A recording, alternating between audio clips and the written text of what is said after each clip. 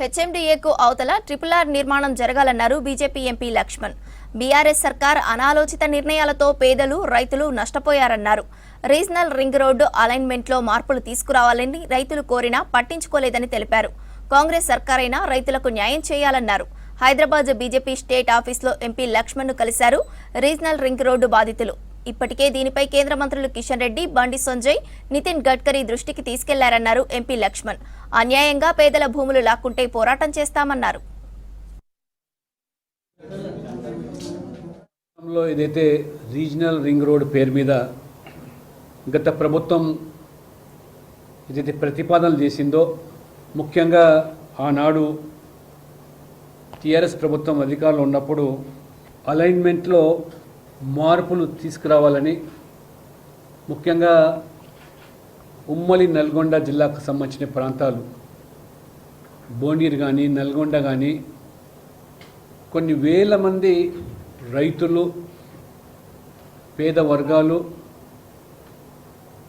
అనాలోచితమైనటువంటి ఆ అలైన్మెంట్ వల్ల భారీగా నష్టపోవడమే కాకుండా గతంలోనే అనేక సందర్భాల్లో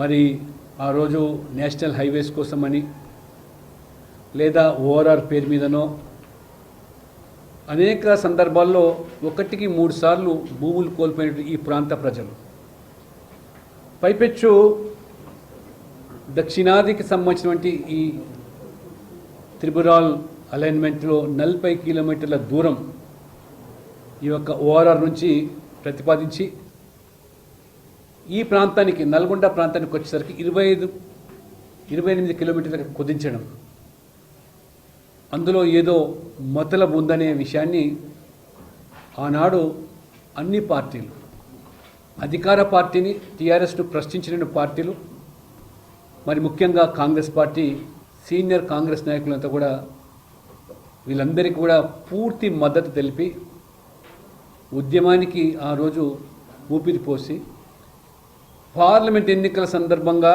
ప్రియాంక గాంధీ ద్వారా కూడా ఈ ప్రాంత ప్రజలకు RRR పేరు మీద జరుగుతున్నటువంటి మరి అశాస్త్రీయంగా అలైన్మెంట్ వల్ల ఈ వేల కుటుంబాలు